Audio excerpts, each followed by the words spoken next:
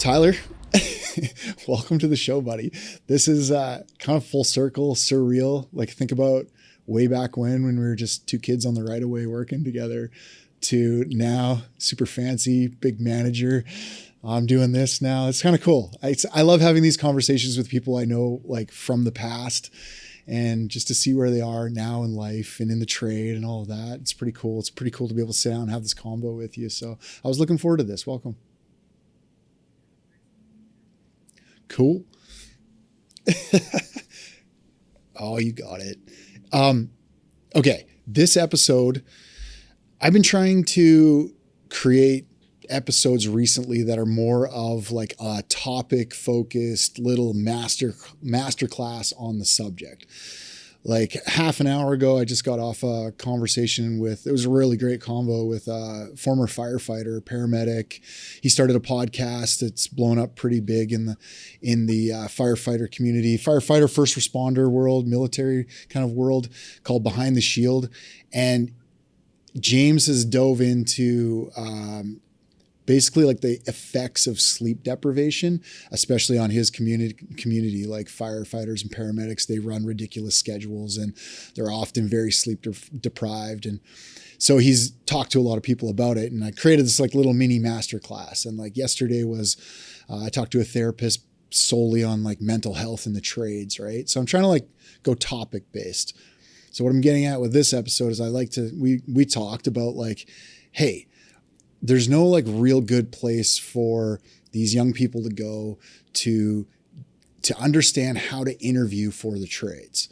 You see a lot of it in your position now. We were once there. And I think about, kind of some of the interviews I've had to go through, walked into them completely clueless, no idea how to interview, no idea what to show up with, what not to show up with, whether to have a resume, cover sheet. I don't know. Does that even matter anymore in today's world? That sort of stuff. So I want to drill in on this topic of how to interview, but I'd like you to give a little context on who you are, a bit of your background, like lavish me a little bit about where you come from, what your background in the trade is like, that sort of thing. Talk for a few minutes on that.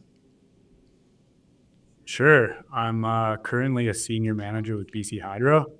That's the Crown Corporation or publicly owned utility for British Columbia. I'm a senior manager for the distribution crews for Lower Mainland North. Covers Vancouver and Burnaby, Coquitlam, North Shore, Sea to Sky, Sunshine Coast, and also our non-integrated area, the diesel generation part of British Columbia. I started like yourself, I was introduced to the trade at a really young age. I went for my first ride along in 2001 while I was in high school. Went out with the crews. I originally didn't know that I wanted to be a lineman. We had a career and personal planning class in high school.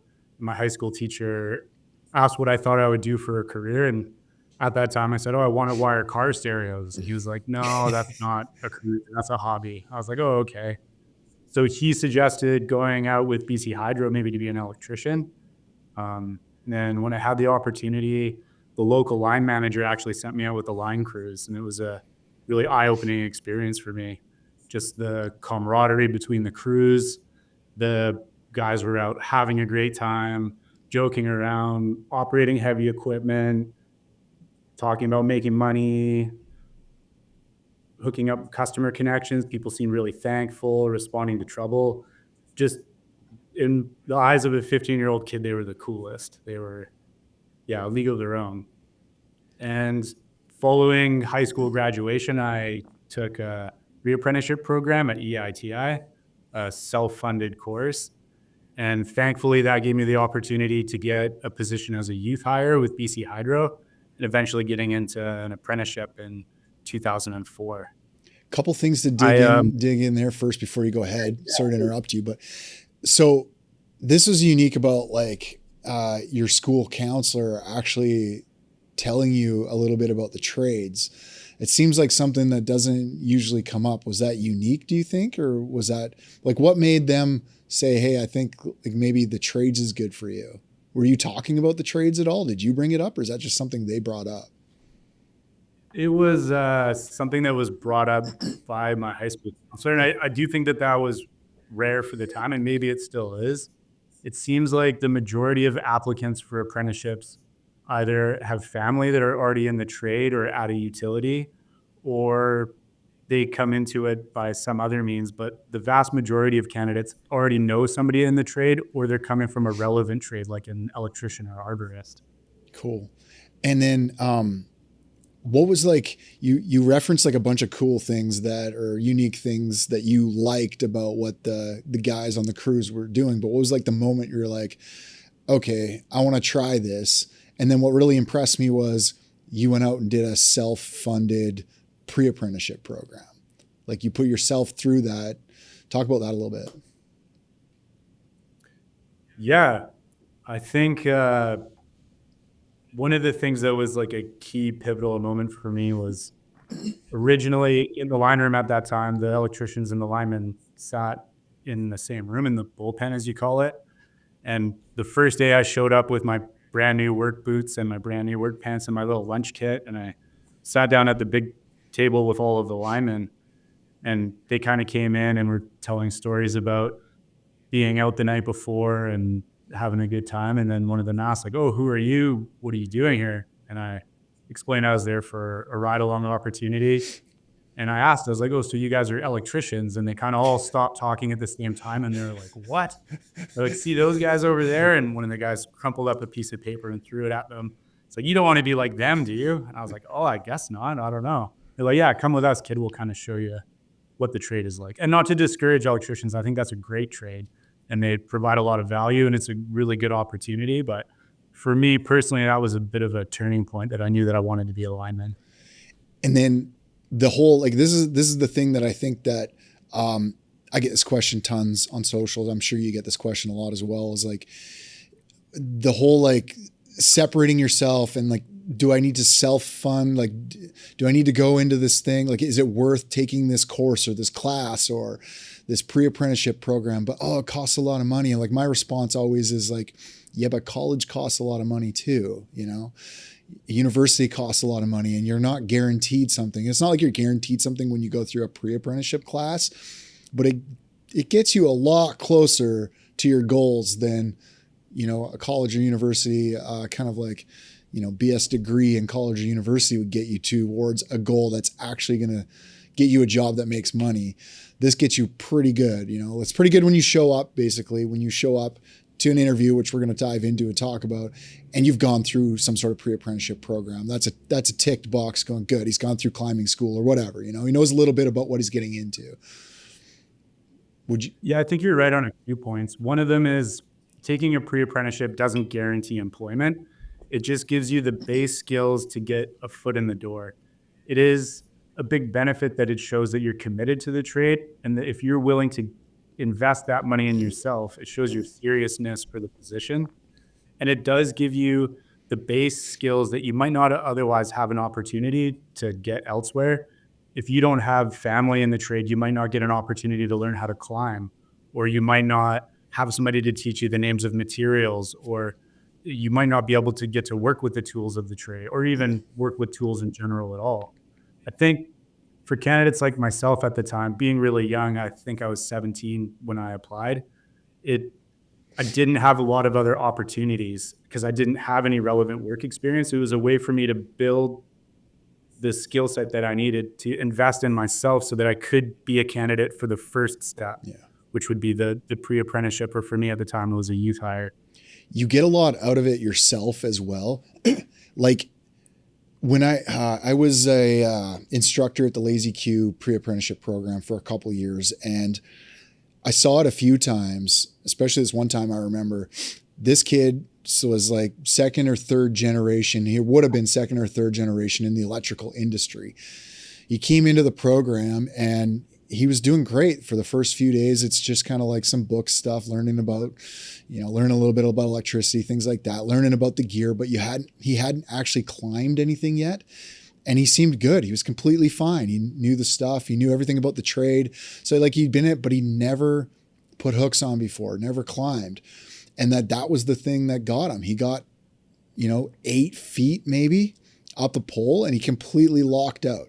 I had to put my belt and hooks on and go up there and get up there with. And I'm like, yo, buddy, like, what's going on? What's going through your head? How's it going? He's just like, sir, I don't know if I can do this. I'm like, okay, have you climbed anything before? He's like, no, but I think I'm scared of heights.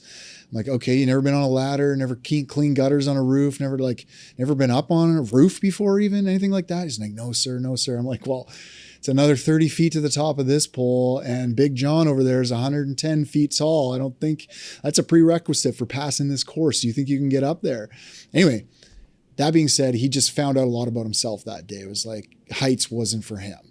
So, hey, come see our underground department. Maybe that'll be for you. But this whole heights thing's not going to work out. And it does give you a good opportunity. It really tests that, because it would suck to get, all the way into being accepted into some sort of apprenticeship program and you still haven't climbed a pole before and figured out whether you are good at heights even, or could get over a fear of heights. So, yeah, I like that. Yeah, even that is a great return on his investment. Yeah. Although he probably had to make the initial investment to get into the program, it might have saved him years of working towards that goal and then having the opportunity and then realizing it wasn't for him. Yeah. That time that he saved is probably worth it in itself. Now you've experienced both. You started on the utility side and you've tried contracting as well. And you're back at utility. So like, I'm interested in your perspective, because I also get this question a lot from young people wondering what side to go into. Do I start with contracting? Do I start with utility? My answer to them always is go wherever you can get a foot in the door. That's the important thing. Curious on your take on that. What might be easier? I know you're just talking from the perspective of like one utility, one, province of Canada, but I think this is, this translates across country, across border, really the principles behind this. So I'm curious on your take on contractor versus utility, or what you have to say on that. I think there's a lot of pros to both. And like yourself, I always recommend to young people looking to get into the trade, take the first opportunity that you can. Yeah. There's some of the benefits for working for the utility is there's a little bit more job stability. When there's work shortages, the local utility will always make sure that they keep their own employees staffed first. That being said, it's a pro for contract apprentices that they're not defined by any regional boundaries. They don't have to stay within the geographic region of where the company operates. Like working at contracts, you get an opportunity to do storm response, to go for Canadians to cross into the States. You can bounce between different contractors throughout your apprenticeship in a lot of cases. I think the main benefits of working for the utility would be you get a strong understanding of trouble response, of system operation like switching. And then generally, depending on the utility, you'll get experience in overhead and underground transmission and distribution, and likely a construction department as well. Depending on the contract company that you're with, they'll usually specialize in some, but not all of those things. And that can be a benefit in itself as well, because if there's a contractor that does a specific type of work, they're generally the experts in that type of work. Like if you're working for a contractor that does kick and sets in an urban area all the time, that's their bread and butter. They're generally very good at it because they have to be for financial reasons and just repetition. So it can be a really good benefit that the areas that you do get trained in, you get trained in really well. There's also, depending on the utility, some utilities will farm out the very complex or very difficult jobs that take extraordinary amount of effort to contractors. And as an apprentice, if you're at that particular utility, those complex jobs, which are a great learning experience, you won't have access to because they will prioritize maintenance work or customer connections where they can easily respond to trouble or complete system switching, whereas the contractors will be able to commit crews to those very difficult jobs. That was great. That was good. So let's talk about the importance of interviewing. So why is it important to master the interview? I think the reason why we initially talked about this is there's a really big gap for tradespeople. As part of our apprenticeship and leading up to an apprenticeship, there's no formal training for interviews. I think that you have to be able to master an interview to sell yourself, to show the selection committee that often isn't tradespeople that you are a good candidate for that role. A lot of the times we see candidates that potentially are great tradespeople. They have the skills that are required to be a high performing lineman. They're comfortable at heights. They're great with mechanics. They're physically strong. They can work well in a team, but they don't communicate well when they're put on the spot.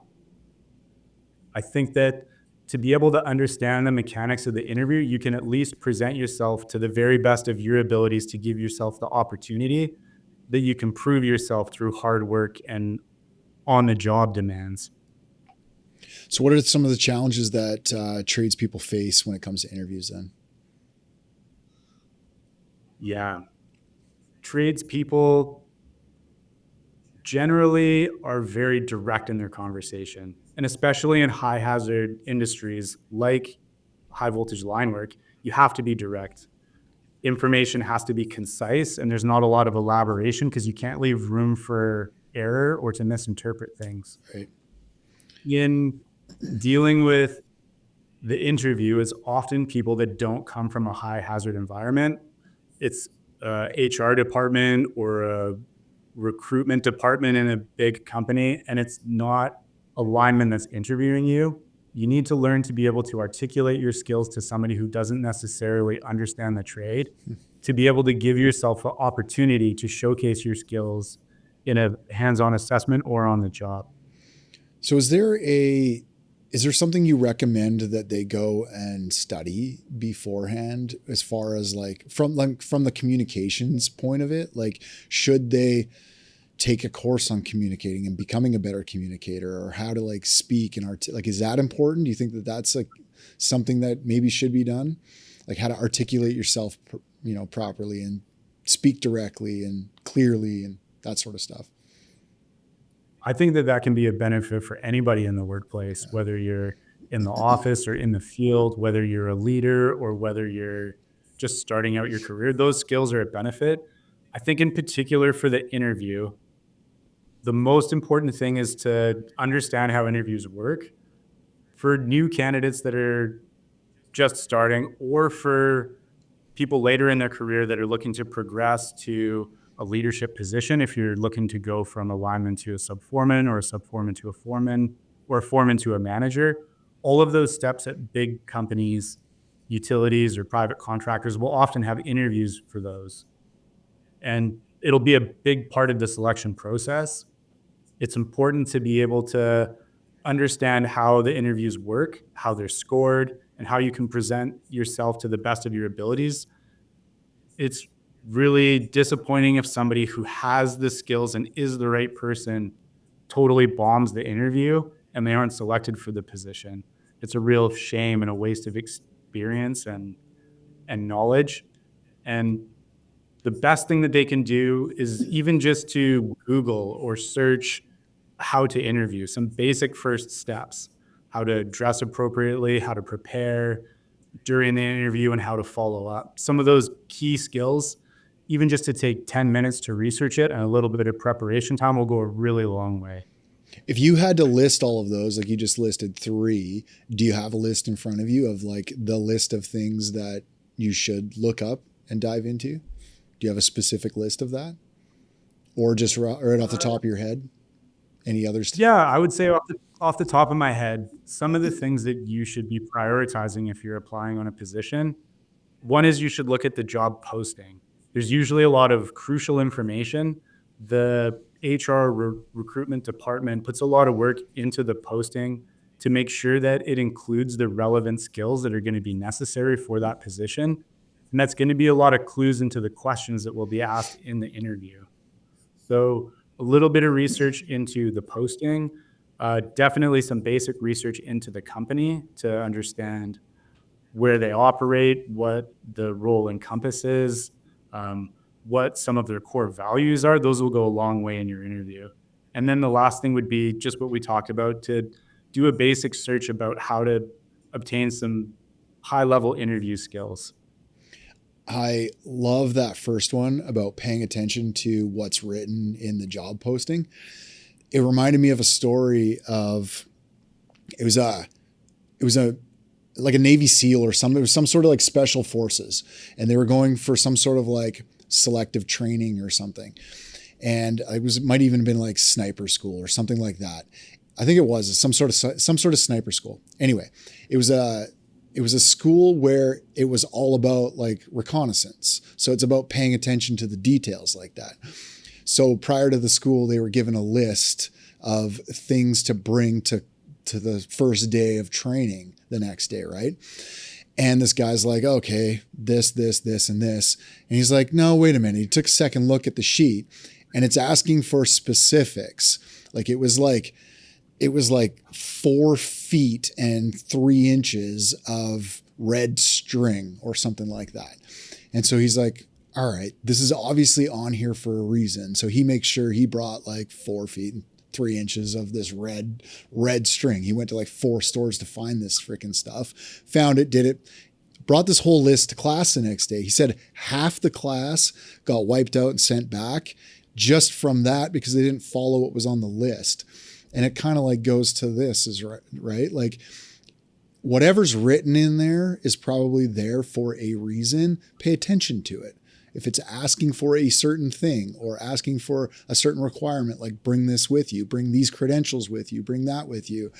I don't know, just pay attention to the details. Because like you said, these people do go through a lot of work to make these, and create these job postings. There's probably little nuggets in there that if you pay attention to them, that's going to indicate, give you that like slight edge to show up prepared, right? Not only that, but in the job posting, there's a lot of key elements about what they're looking for in the candidate. You should use the job posting to see what requirements are in there and tailor your cover letter and resume to make sure that you include those things. If it's asking for a specific experience thing, like must be able to work on a team, give an example in your cover letter or your resume that shows that you've worked successfully on a team. And then you can almost be guaranteed that there's going to be some sort of questions during the interview process asking for experience in working with a team. So make sure that you're able to give those examples when the time comes.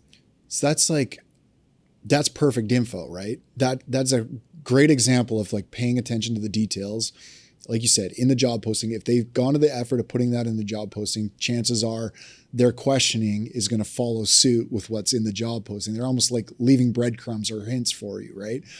So like you said, come prepared, have it in your resume, in your cover letter, come prepared yourself with a couple example stories that you've written out prior to and rehearsed in your head of how to articulate them properly. I just went through this last week where I had to do some like quote unquote public speaking.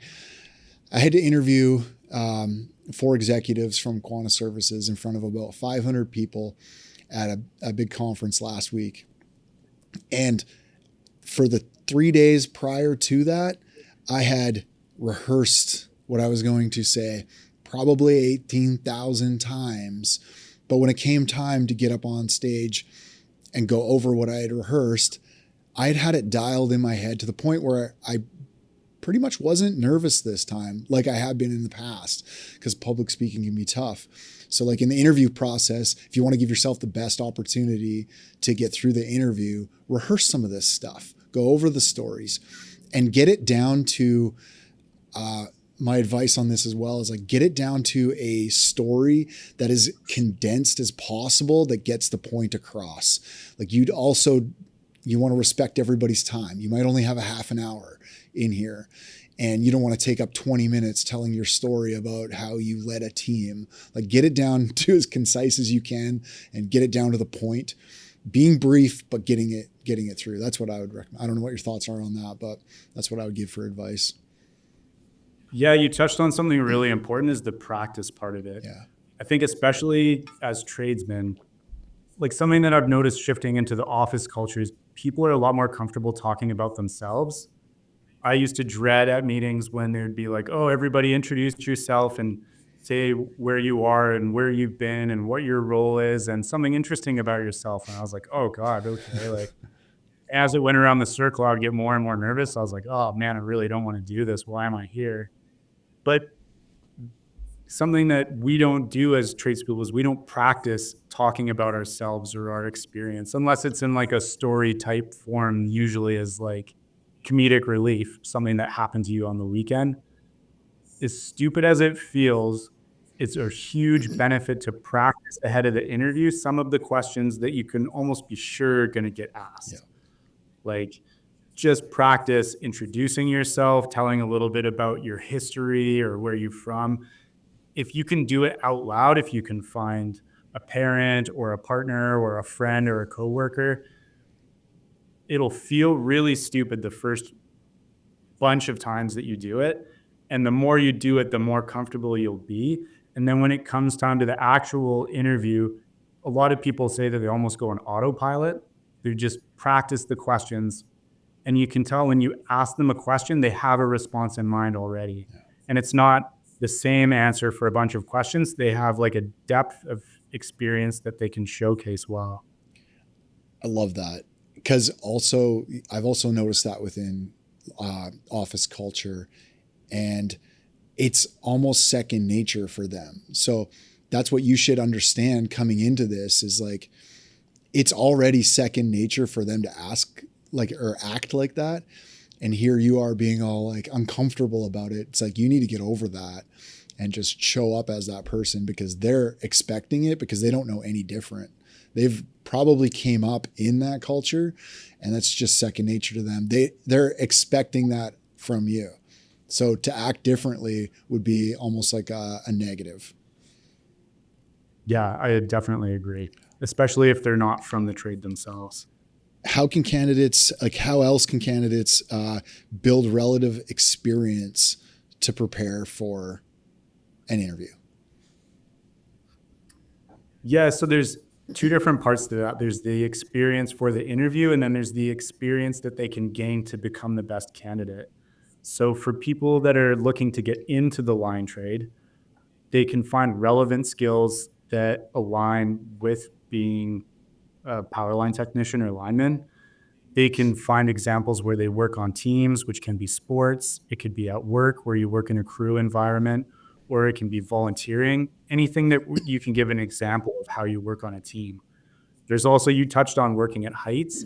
If you can get experience working from heights, if you could do scaffolding, roofing, if you can get into the arborist trade, any experience that you can get that is relevant will showcase really well when it comes time for an application to get into the trade. Yeah.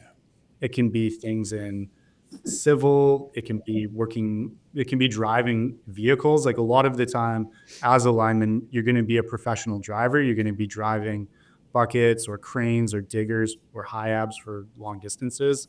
If you can showcase that, it'll show up well as well. Yeah. There's also the second part of that for the interview.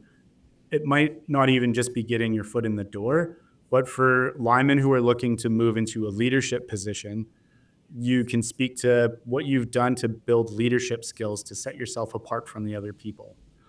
Not always is the most senior person the best person to be a crew lead.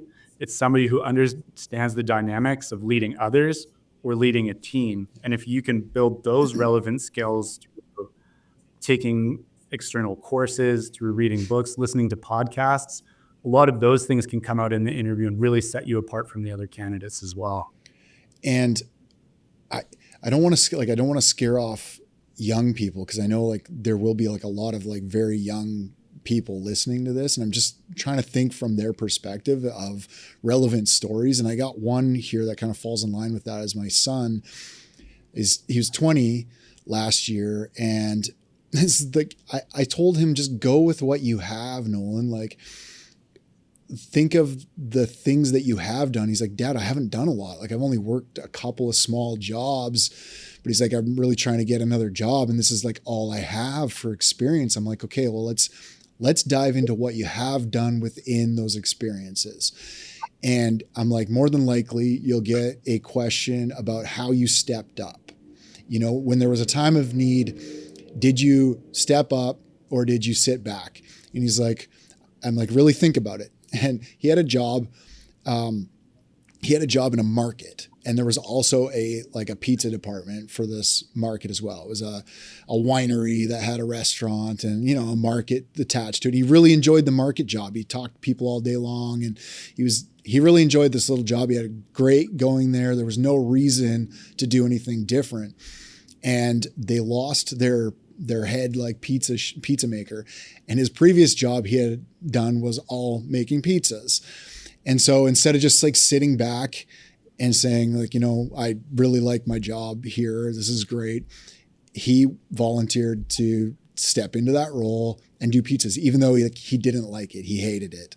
He hated doing pizzas. He'd made 4,000 of the friggin' things the previous summer.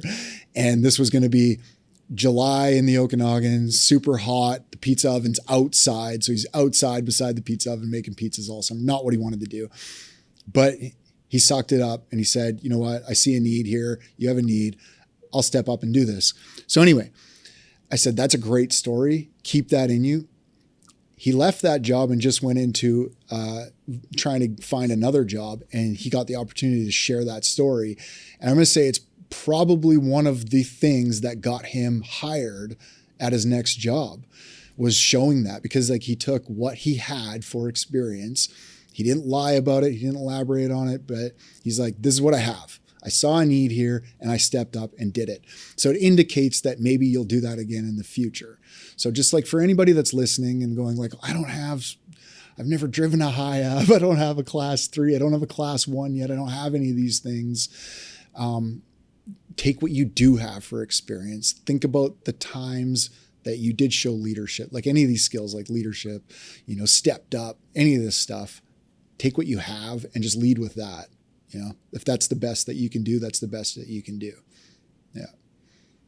I think that's great for young people to reflect on those learning lessons, to have it as an example that they can use, but also to help build their character, their understanding of when another opportunity comes for Nolan to step up, he'll probably subconsciously or consciously remember that story and be like, oh, I see the similar opportunity. Now is my chance to fill the need or to lead. So that's great. And you also touched on something else.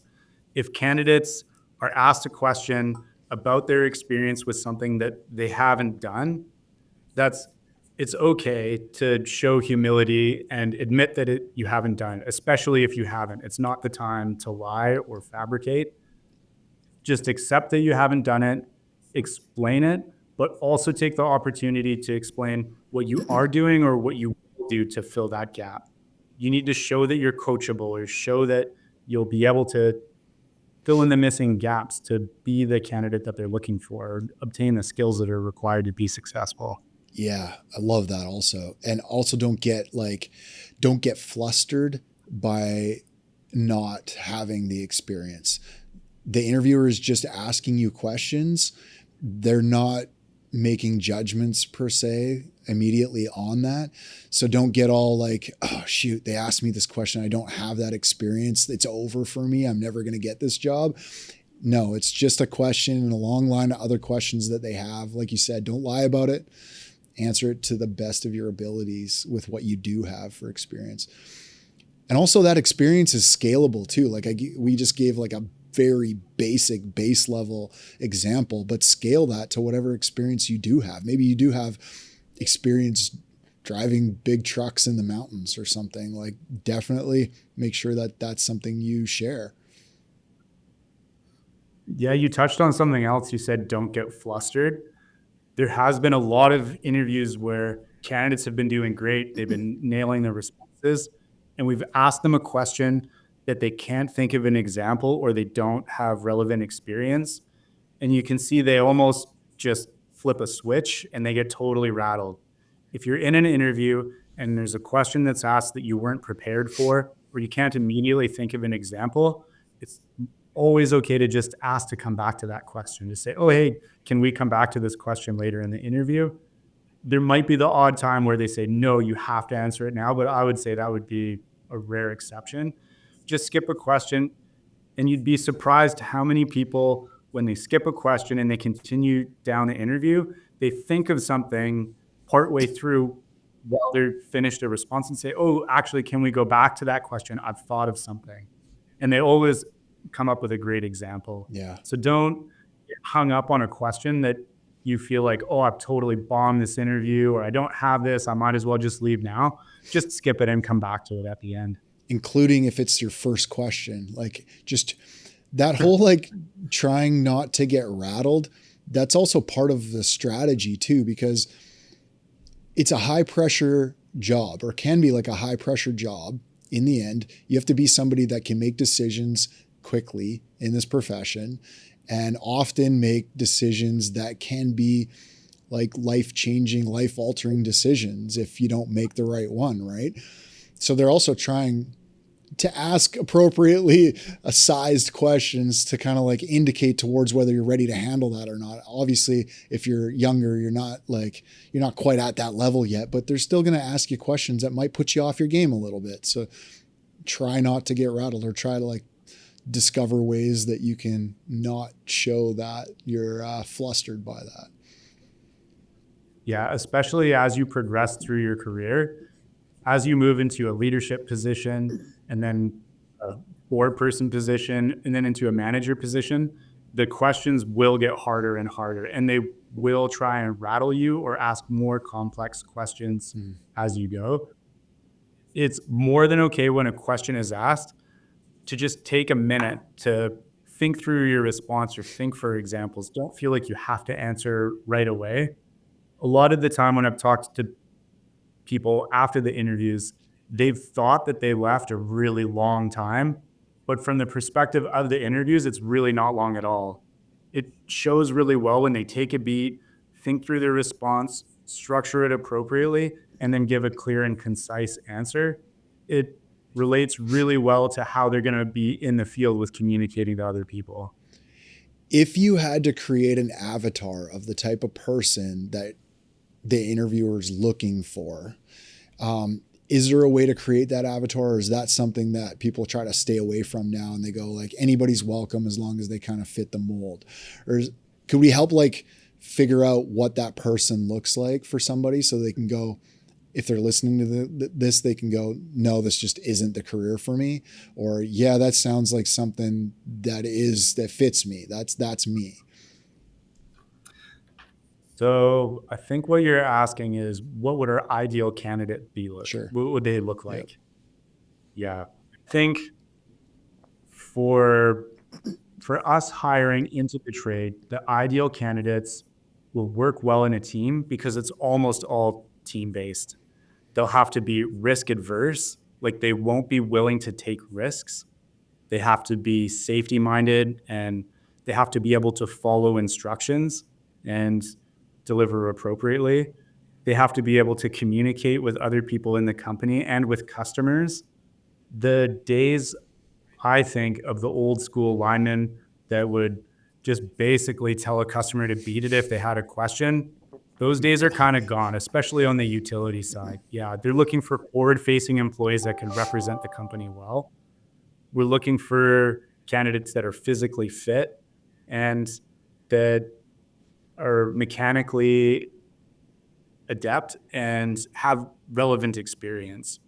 That seems like a lot, but if you're lacking in any of those areas, you need to be able to show that you're coachable. More than anything, the attitude is more important than anything else.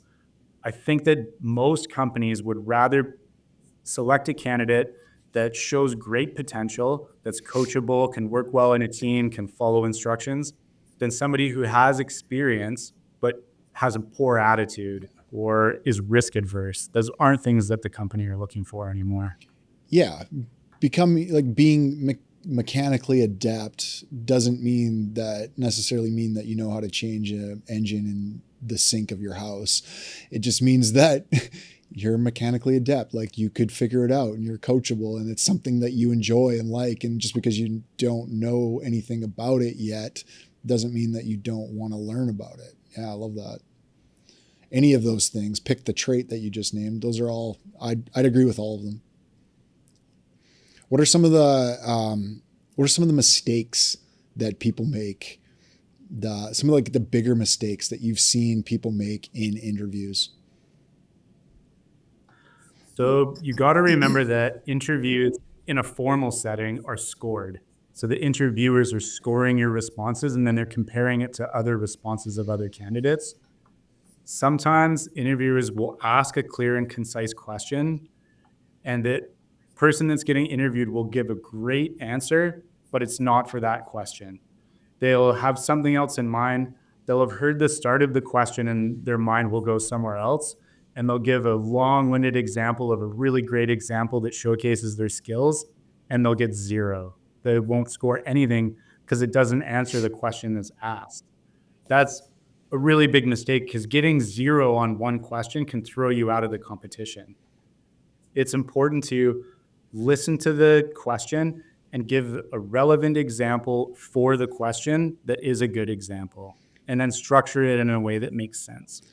I used to create answers for RFPs or like bids that we used to do. I used to like come up with the answers for the questions that they would ask in the bids. And at the end of that, I would always ask myself before reviewing it, did I answer the mail? Like, meaning, did I actually answer the question? And like 50% of the time, dude, I'd erase the entire answer because I did exactly what you were saying. I'd go off on some tangent about something my brain thought was answering the mail, but it wasn't. So I'd reread that.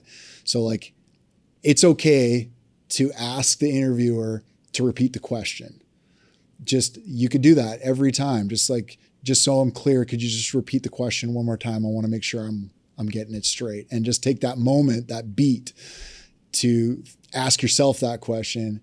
Okay, am I answering the mail? Thinking about what my answer is going to be. Is this, yeah, that's a great point, because I've seen that a lot of times as well. Just people go off on tangents for a while about something that wasn't even the question. And even asking to have the question repeated, it doesn't have to be at the very start. If you're partway through a response and you've kind of lost track of where you were going with your idea, or you feel like you're getting sidetracked away from what the question was, it's okay to ask to have the question repeated and bring yourself back. If you found that you picked an example that's leading towards something that's not the answer, it's okay to just scrap it and start again. Be like, actually, can I start again? I've thought of a better example. Especially, you don't want to give an example that has a negative outcome or shows that you're risk tolerant. If candidates ask for questions like, give us an example of a time when you found yourself in an unsafe situation, and you as the interviewee show that you put yourself into an unsafe situation or you handled it badly, you broke rules, you took risks, that's not a good example. It's okay to, like you said, take a beat and ask to have the question repeated and try and find a positive, relevant example specifically for that question. Is there any other ones that you've seen that are like came in and they were poor examples of like what they interviewed poorly? Yeah, I think something to definitely keep in mind is in the interview, you should show humility and never lay blame on others. When they ask for a time, when was the time you were working in a team and you didn't reach your goal? What was your role and what was the outcome? Don't point the blame at somebody else. Take accountability. Say, we were working with this team and this was our goal. We didn't reach it because this. I could have done better in these areas, and next time I will. Don't lay the blame on the team. And when you're giving examples of the team, don't just talk about what the team did, talk about what you did in the team. That's what the interviewers are looking for full marks. There's a fine line between confidence and humility, and you definitely have to walk that line. Yeah. There is. You should be confident in the skills that you have and be humble in the skills that you're missing. And it's okay to be honest in both. Any others? Bad examples? Yeah. there's other examples where candidates have given examples and then they've been really hard on themselves. They're self-deprecating. It's okay to mention it, that you made a mistake or that you should have done something differently, but in your response, don't mention it 10 or 12 times. Just highlight the point that you made a mistake, what the learning lesson was, and what you did to correct it. Keep it clear and concise. Do any positive examples stick out to you, like candidates you've interviewed or been involved with that were like, you know, those moments where you're like, you instantly know it's like, they got it. Like, I'm excited about this one. This is going great. Like, what were the traits that they had? It's kind of probably a bit of everything that we're talking about, but what are the traits that really stick out to you? Or the things they did right, not just the traits, but the things they did right. Yeah. Sure. Okay. Yeah. I think there's been multiple times when, as an interview panel, we've been surprised about candidates that have come in that hadn't had specific related experience, but the way that they structured their answers really showed that they understood. Like a question along the lines of, what are some of the hazards in this job and what can you do to prevent accidents? And they don't know the right lingo or terminology, but they understand the ideas. They say, well, like linemen, they work at heights and there's all these other hazards, and they talk about what they could do without knowing the specific names for things. I mean, it's better if they do and they've taken the time to research, but some of those candidates have really surprised or impressed us. Or other candidates that have tied experience from non-related roles and shown they understood the question and they find a relevant learning lesson in something that's not related specifically to the position, like working on a team, like being in sports or professional sports, or even learning lessons for totally unrelated jobs. Some of those really come across well. It also shows well when candidates have obviously practiced. They've done some research about the role, some research about the company, sometimes research about the interview panel. And then they have lots of examples. Instead of just using the same example, you can see their breadth of experience, and they pull from all of the different opportunities that they've had to learn and grow. I love the research and prep side of what you're talking about personally. That's something I've had to do, especially for so every one of these podcasts that I do is an interview. All right. And I'm not Joe Rogan. I can't just rock into an interview, pull up and just think of a million questions. I need to know something about the topic, the person. So I got to invest some time into the pre-interview side of it, right? The prep side. And there's huge importance in that. I know for myself that when I do prep versus when I don't, because I've also just tried to be the Joe Rogan style who just pulls up. I'm like, I got to see it. I've done almost 200 of these now. I got a pretty good handle on it. I can have a conversation, but I always feel more comfortable when I've even done the smallest bit of prep work. Way more comfortable myself in the interview. I ask better questions. It's just my own feeling of it generally is it's just an all around better interview when I do prep work. And I think that you could translate that to this perfectly. Just do as much prep as you can. You don't have to overdo it, but some research, some planning, some, saying stuff out loud. Like I said, getting your responses the best that you don't know what questions they're going to ask, but chances are they'll ask a teamwork question and this and that.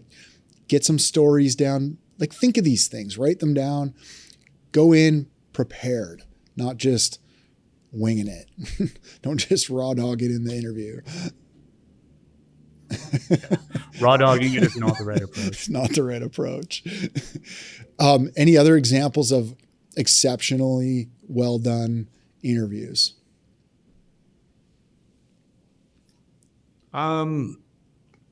Yeah, there's lots of good interviews where candidates really shine.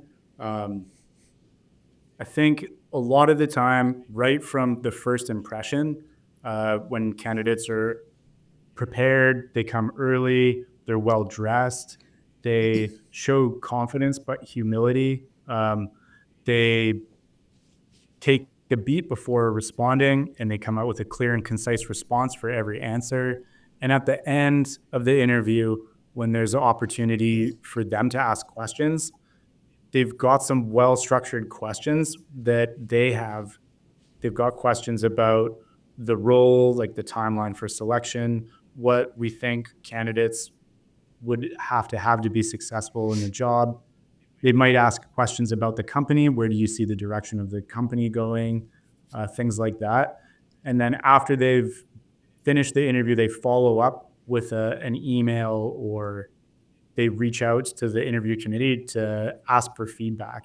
It's not something that can be given until after the selection process is done, but all of those things show up really well.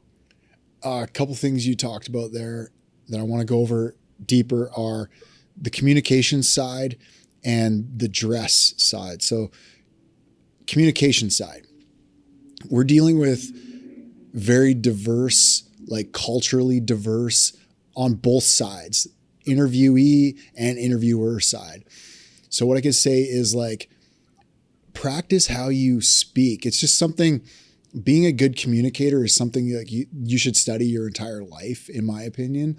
I'm always trying to do it because I'm like it's my job now, but like I've learned a lot from communicating in this, like to speak clearer and body language matters and all of this sort of stuff, right? Like just do some simple reading and studying on like communication and think about things like your accent. Your accent is something that you've had your whole life, but like, do I speak clear? Like ask yourself that question. Do I speak clear enough that somebody else can understand me? And like vice versa, right? Because you do have people on both sides that are diverse and come from different cultural backgrounds and languages. The better opportunity you're going to have to get the position comes down to you and the way that you communicate. Can you speak clear? Because if they don't understand you, then that's going to be like a major hindering factor, I think. Yeah, you also need to speak to your audience. Yes. The way that you would speak to your crew or you would speak to your foreman is probably not the way that you would speak to a HR recruitment person that's in an interview panel. It is a professional setting. Try not to use profanity if you can help it. Try not to use lineman lingo or jargon. Try and keep it professional and articulate yourself in a way that they'll be able to understand so that they know that you're the right candidate for the position. And this will become more evident as you progress in your career. When you move into a foreman position or a management position, you'll want to be able to articulate yourself clearly so that they know that you can give instructions or direction to your staff, and you'll be able to articulate yourself well. I've also noticed speaking with passion. So anybody that I've ever interviewed that doesn't speak passionately about the things that they're there to talk about is kind of like an ick or a negative for me. Like okay, well, if they're not talking passionately about this thing that they're apparently here to do or want to do, then I don't know, it's kind of an out for me. But if I get somebody that's like genuinely excited about what they've found, this career they've found, the job that they've spent some time researching and studying, and they like are excited to talk to you about what they know about it, that says a lot for me too. Yeah. Bring some passion. Definitely. Yeah. I think at any point in your career, but especially when you're starting out, you don't have a lot to contribute or to offer to the crew other than working hard. But being appreciative or grateful for the opportunity really goes a long way. When you're starting, the crew have to take time away from hands on the tools to teach you something. And if you show appreciation and you're grateful and you're excited to learn and you understand what they teach you and you work hard at it, they're going to continue to do it. And it's going to be a benefit. They'll be excited to show you, and you'll be having a huge opportunity to be able to learn these skills. So going into any interview, you should be grateful for the opportunity and also grateful for any feedback that you get if you don't have the opportunity. Okay, on the dress side of things, there's the bottom end, which would be a grease-stained Carhartt hoodie, all the way up to a tuxedo shirt and tie. So, like, what level in between is appropriate dress for an interview like this? Understanding it's a trades position, probably a trades position, but do you show up in your Carhartt grease-stained, oil-drenched hoodie, or what do you show up in? I would say if you're unsure, you're always better off to overdress. It'll show up well in the interview with the panel that's selecting as a first impression, and it'll help with your confidence to feel like you're well prepared for the interview. For tradespeople, at minimum, it should be a collared shirt.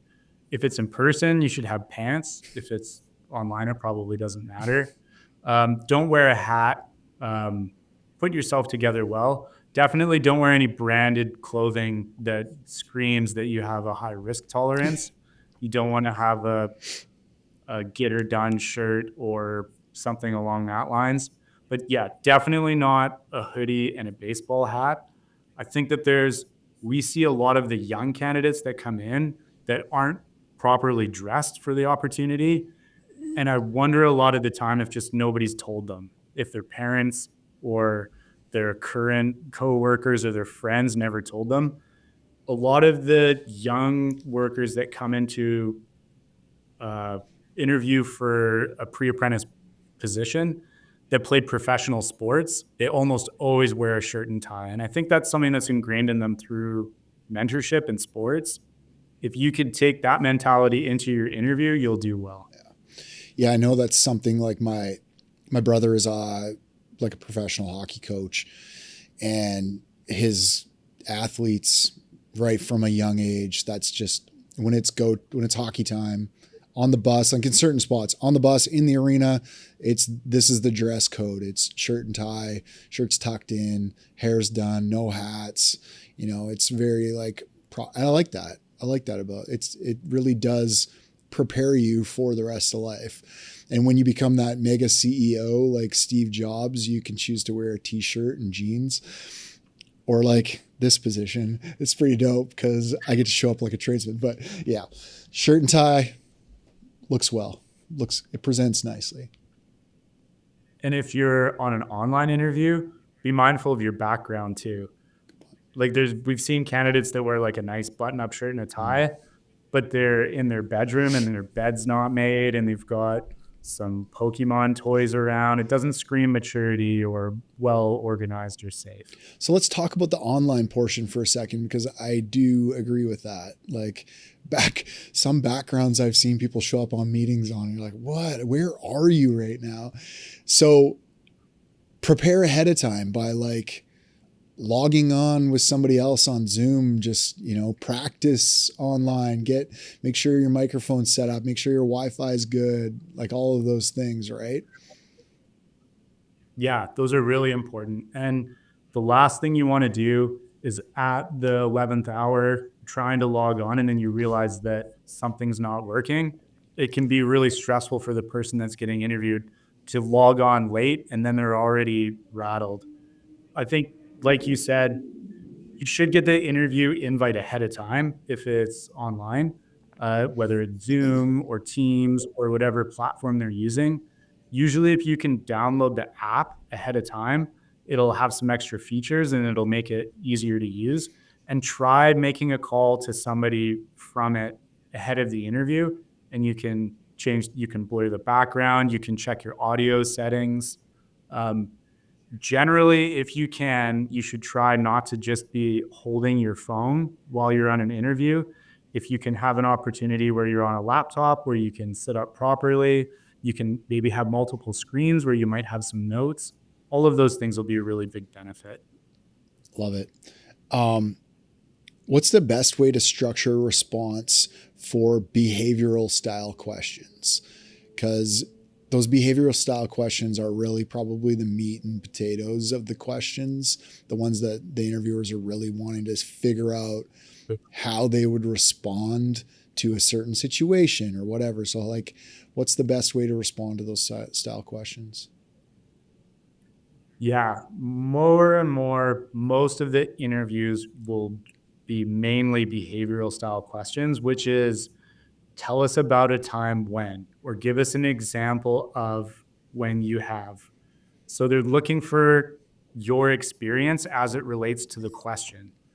If you Google behavioral style questions, there'll be like a list of examples, and almost always the STAR approach will come up. The STAR is an acronym. It stands for situation or task, action, and response. So this is a way to make sure you structure your answer that you're going to get full marks. So an example would be, give us an example of a time when you worked in a team. What were you doing and what was the outcome? So to get full marks, you need to give a good example, say what the team was doing and what the result was. So if you use the STAR approach, the situation or task, a time when I was on a team was I had played semi-professional hockey. We were in a championship game. I was the captain. My role was to inspire the team. We were down by 2 goals at the last intermission before the third period. I worked to get my team excited, to tell them that we've been down before and we've come back and that we can do this and pain is temporary and we're going to go out there and do our best. And the result was we ended up winning that game. That would get full marks. It gave the situation or task, it gave what the action was, and it gave what the result was. So when you're structuring your answers, try and keep that in mind. Break it down to the STAR approach, and then you'll know that you've got an additional part. It's a shame when somebody gives a response and they say, oh, this was an example of this time, and this is what happened. And then there's a long pause, and they didn't say what the result was, and you're waiting for them, and then you're like, okay, next question. Is it okay to take notes in your interview? So before any interview, you should ask if you can take notes. Different companies might have a different process. For us, we allow candidates to take notes, and we just ask that they destroy them after the interview so that it won't be an unfair advantage for other candidates. In my experience from the interviewer side, a lot of candidates will get hung up on writing the question word for word. They'll be writing and say, oh, can you repeat it again? And then writing. It really wrecks the flow of the interview. I've found that candidates that don't take notes or take short bullet points, when they're listening to the question and they key into something that they're looking for, give us an example of a time when you had to take leadership in a hazardous situation.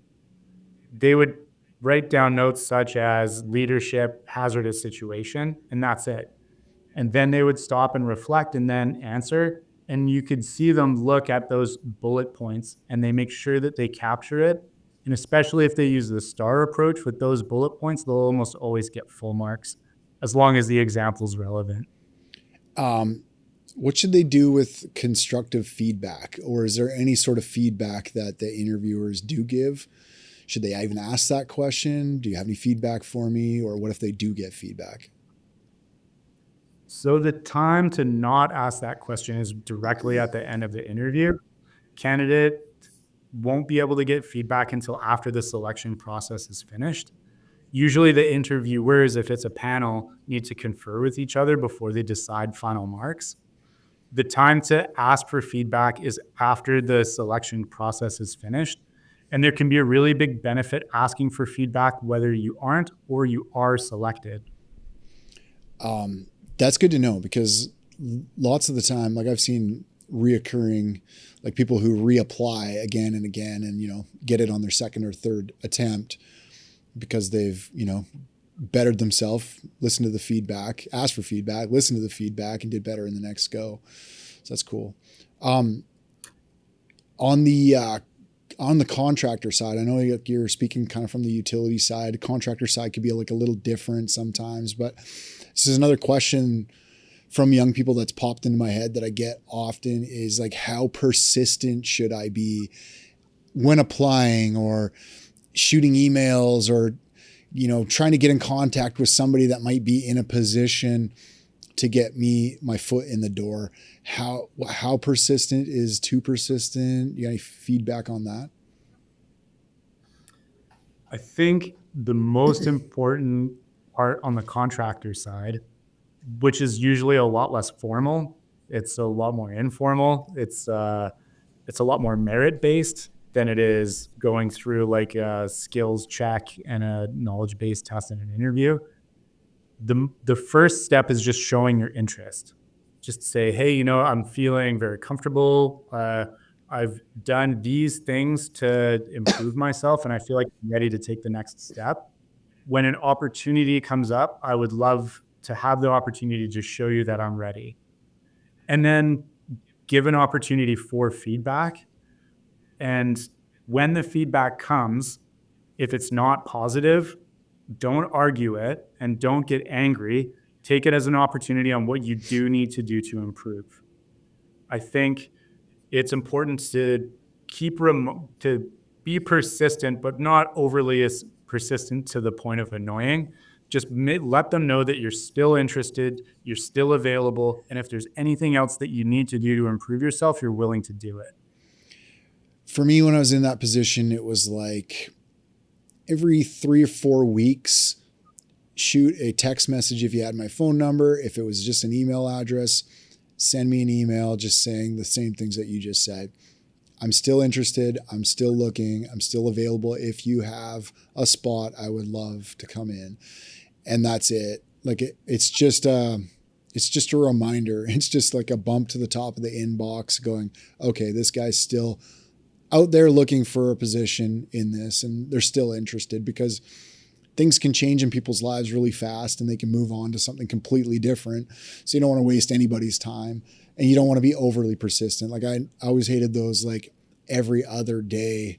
Do you got something yet? Do you got something yet? Do you got something yet? It's like, bro, I'm going to block you in a second because that's too much. Yeah, I totally agree. I want to go back briefly to some of those things that a candidate can do prior to even showing up. Like, what are some of those skills that they can go get training in or do, like first aid? Like, I don't know, go through a list of things that you're actually looking for. I've always like listed off a bunch of things, and sometimes it's like maybe not even things that you care about. What are some of the things that you actually care about? So some of the things that are important are, if they've been out for like a ride along or a job shadow, that they understand what the job is, what they're applying for, and what the requirements will be. Some relevant experience, like you said, first aid.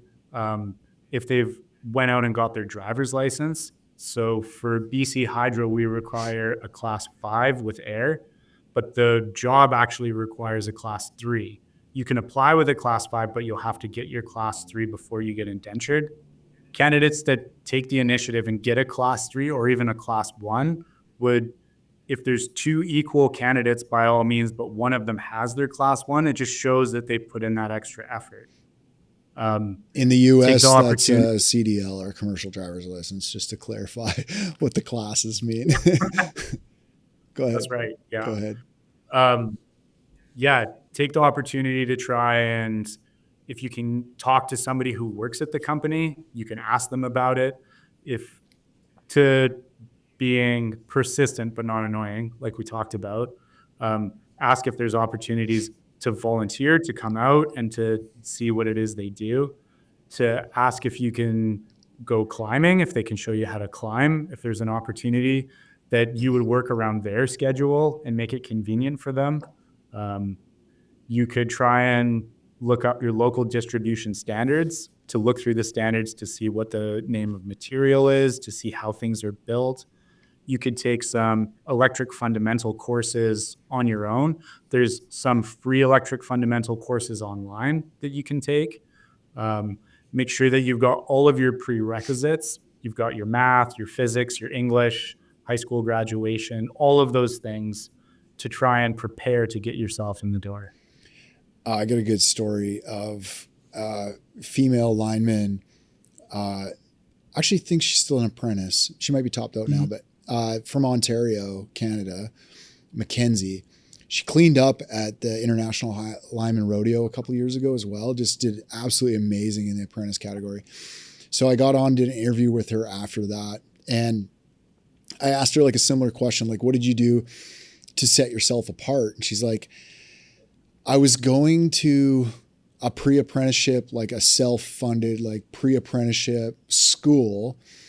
And then in the evenings, instead of going to bed, I was taking a train into the city and joining, like finding whatever function I could that was like industry related. So even if it was like the very end of like an electrical conference that I could kind of get in, I was getting appropriately dressed, taking the train into the city, showing up for the last 2 hours of this conference and like networking with whoever and just talking to whoever I could.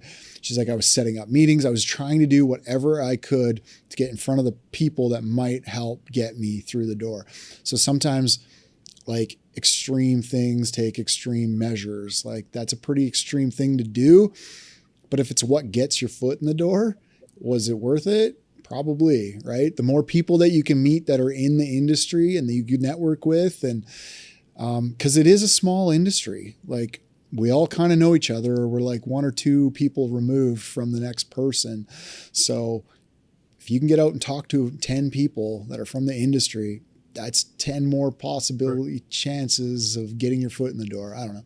It's just, I thought it was really cool that she was just going above and beyond. She wasn't just stopping at the self-funded, like school, pre-app school. She was going even further and was like, how many more people can I meet? Because you can do the same thing with social media too, right? You could DM 100 people in the industry. You know, maybe you'll get one response, but maybe it's the response that you need from somebody, that connection. I think particularly with the line trade, it's such a tight-knit community. Like a lot of the guys put in over 1,000 hours of overtime a year working on the road. A lot of the linemen are with each other more than they're with their families. They want to get people that they want to hang out with into the industry. If they think that you're a good candidate and you're enthusiastic and you're willing to learn and you're willing to put in the work, a lot of them will bend over backwards to help you. Mm-hmm. I wouldn't describe myself as a self-made person. I had a lot of people that helped me along the way that went out of their way to make it easy to give me opportunities. And I've always been super grateful. I think if you put yourself out there and genuinely show that you want to make it work, you'll get a lot of support from guys in the industry. If we haven't touched on it already, what's like the one piece of advice that you give people that say they want to get into the trade? What's the one that you go to? What's your go-to? My one go-to for people that are wanting to get into the trade. Well, just coming up with something on the spot, I would say talk to some of the guys that are in the trade. A lot of people want to be a lineman until they have to do what linemen have to do. Ask them about what it's like. Ask them not just about the compensation or all the benefits of the job. Ask them about some of the things that they find hard. I was just talking to James Gearing about that on the last podcast as well, the firefighter. He said the same thing in the fire industry. And he said something that was pretty cool. It was like he's actually noticing that Gen Z is starting to get more, is starting to apply more for trades positions than school positions because they're just, using AI or Google or whatever. And they're seeing now that there's more opportunities in trades to make more money, get out in the workforce without severe debt, all those sorts of things. So they're actually choosing the trades more. So I thought that was pretty cool and exciting. So same thing, same advice then, Gen Z, like just take that a step further and use these tools that you have now to network. Like you have the internet to network. Learn about what linemen do, study it, figure it out, use AI, everything, and then go reach out to as many linemen as you can find, lineman pages, listen to Powerline Podcast, all of the things to figure out about this industry ahead of time, because that's going to give you a good, clear understanding of what it is we do. And if you understand it, the clearer you understand it, the better opportunity you're going to have of actually getting the job. And you have all the tools out there to understand the job.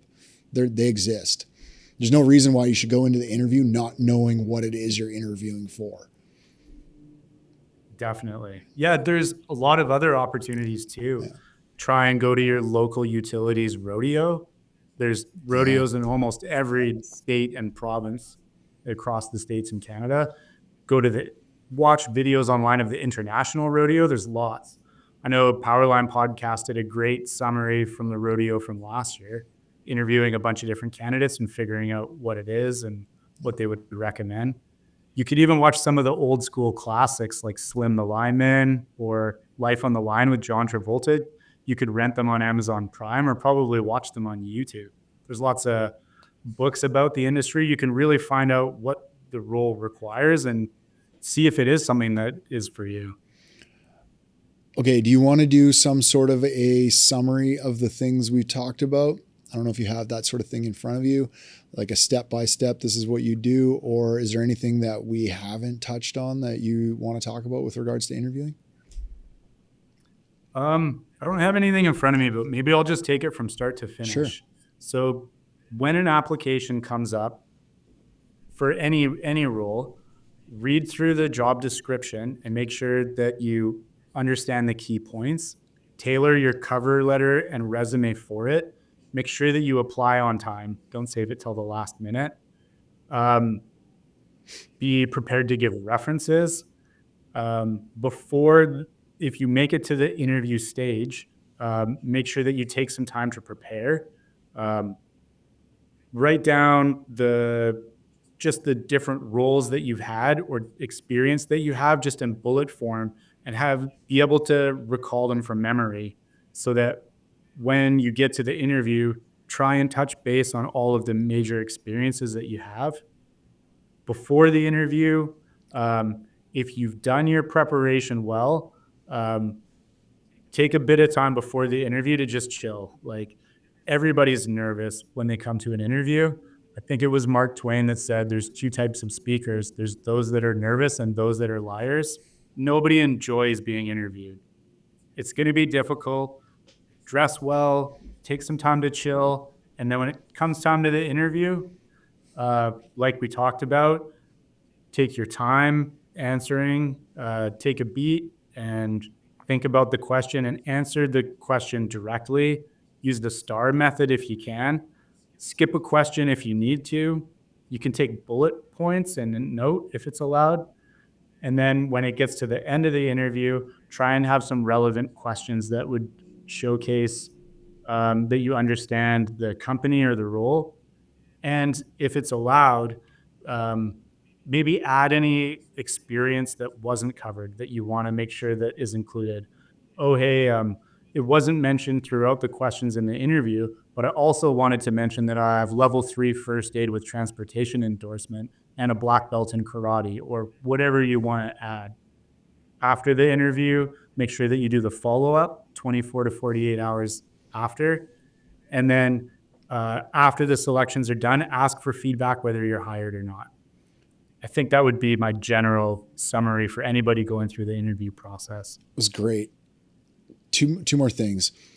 Let's go through that list one more time of things that you might be looking for, because I think we only touched on one or two, but those things that a person can do potentially prior to the interview, like skills they can acquire, first aid, those sorts of things. What are some more that might be good things for somebody to do? And then I want to ask you about references.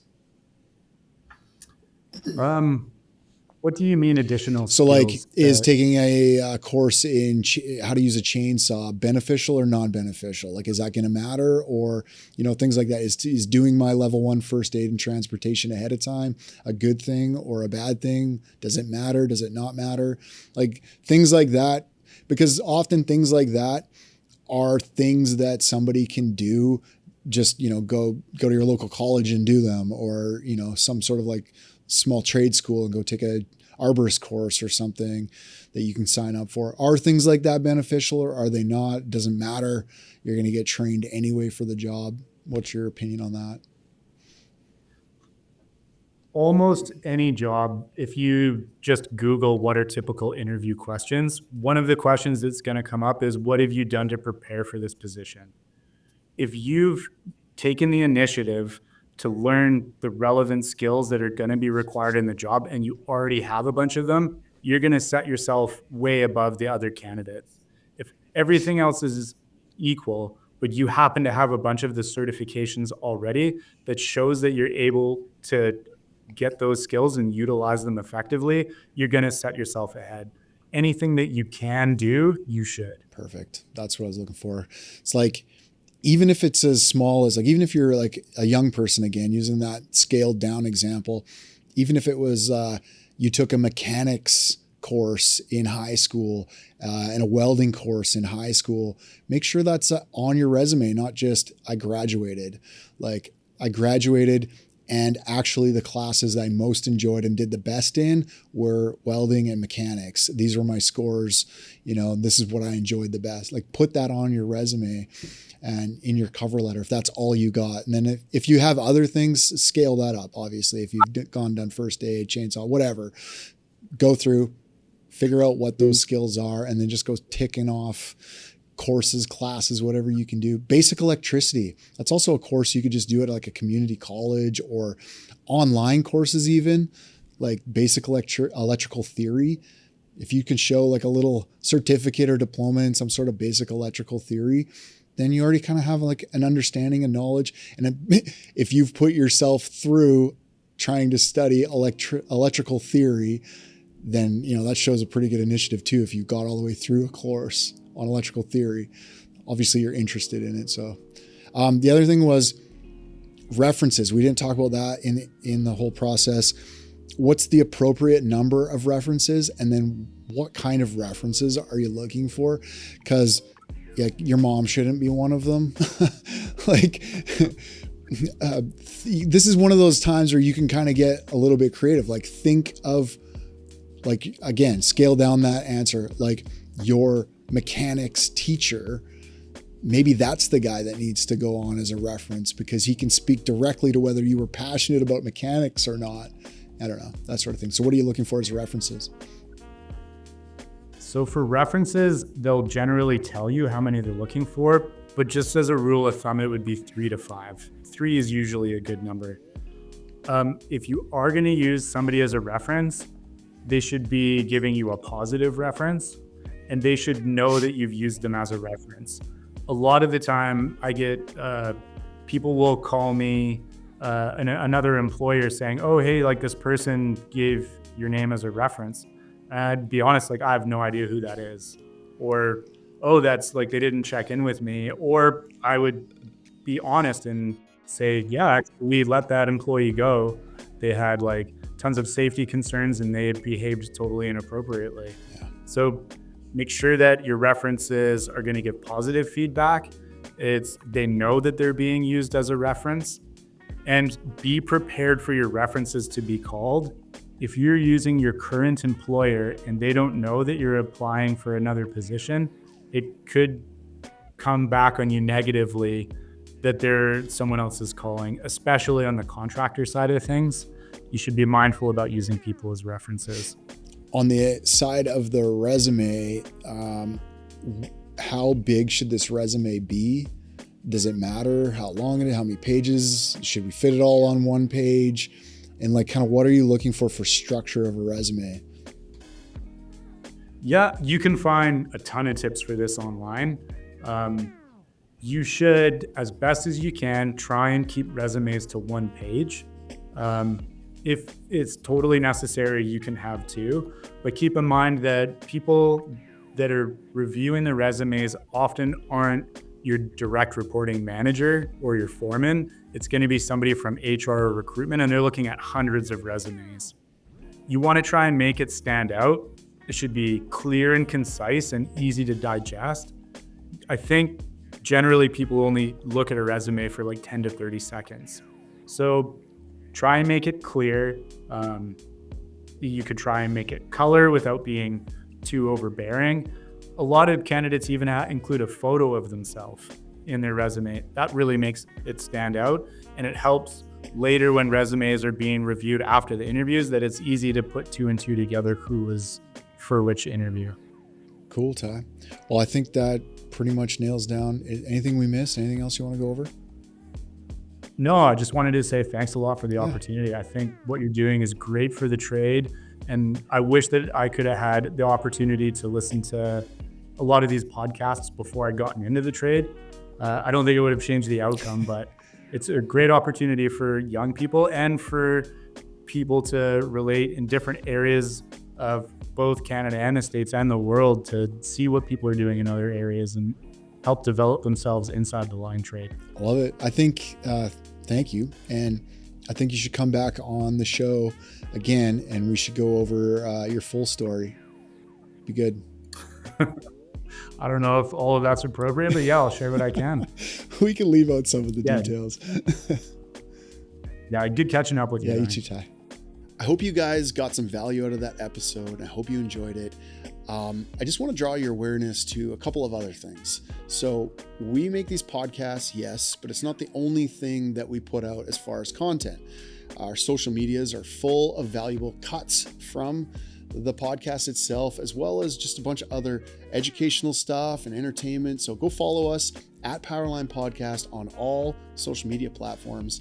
And then also YouTube. I don't think that a lot of you are aware of this, but we don't just load these podcasts onto YouTube. We also make vlogs, which are super educational, entertaining, great place to direct people to learn about the industry, learn about the trade, or just learn about what's going on within either Quanta or the Powerline industry in general. So hit up our YouTube channel. Again, it's at Powerline Podcast. You can catch those vlogs on there. We also load a bunch of other extra content in video form. We try to up the quality every time we do this. We try to up that quality. So hit up the YouTube channel and make sure you're subbed to all those platforms. Appreciate you guys. Hope to see you again soon. We'll see you again soon. Peace.